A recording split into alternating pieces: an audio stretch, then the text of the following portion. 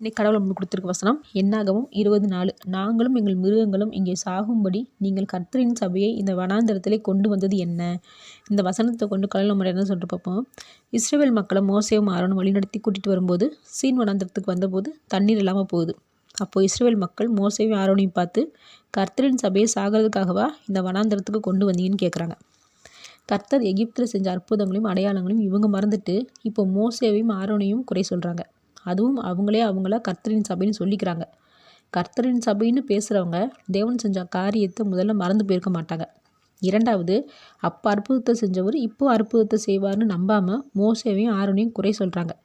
இப்படி இஸ்ரவேலர்கள் மட்டுமில்ல, பல தடவை நாமும் தேவனுடைய கோபத்துக்கு ஆளாகிறோம். நாங்கள் தேவ மனிதர்கள், விசுவாசிகள்னு நம்மளை நாமளே சொல்லிக்கிறோம்.